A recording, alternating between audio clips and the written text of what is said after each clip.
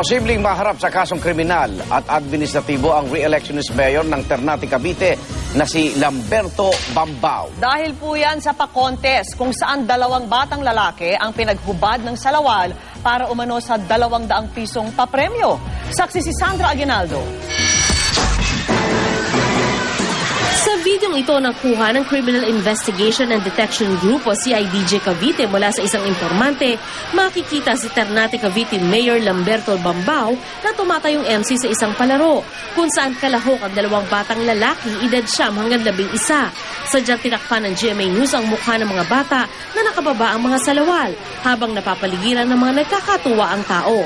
Natapos lang ang contest nang umihi ang isang bata. Our investigation points to a Christmas party. Parang ganon, na nagkainan sila, nagpalaruan, parang nagkaroon ng katuwaan na ganyan. Tapos parang kung sino may pinakamalaki na ganyan ay bibigyan ng 200 pesos. Pinuntahan ng CIDG Cavite ang opisina ni Mayor para hinga ng paliwanag.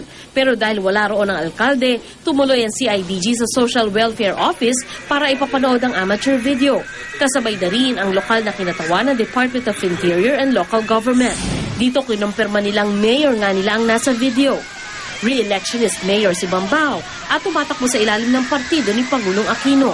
Ito po ba si Mayor? Ito po ba si Mayor? Opo.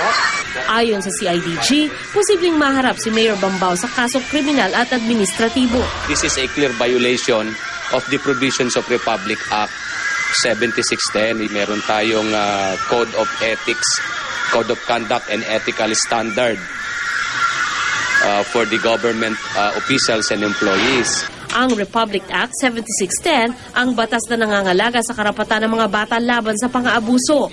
Bagamat iimbestigahan, gusto raw ng DSWD at DILG na maging patas sila. So we have also to get the side of the mayor para matimbang po natin kung ano yung sitwasyon talaga.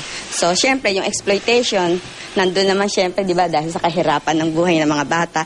So maaring they take advantage of the case. So, titingnan po natin. We do not know if this is tampered or what. And it's election time, mga kapatid. Nag-investigate sila. So, kung meron sila sa aming itatanong, we will, cooperate with them. Wala pa rin sa kanyang opisina si Mayor Bambao nang puntahan ng aming news team. At wala pa rin daw doon, ayon sa sumagot sa telepono nung kami ay tumawag. Pero natunto namin ang bahay ng isa sa 2 batang lalaki sa video. At sabi ng kanyang ina, palaro lang ang nangyari at wala itong mali siya. Pataasan ho ng ihi, ganyan. Pataasan lang, pahabaan. Sa akin naman, di naman masama ho yun. So kung ano... pasayahan lang naman. Patuloy raw na nangangalap ng ebidensya ang CIDG kaugnay sa insidente.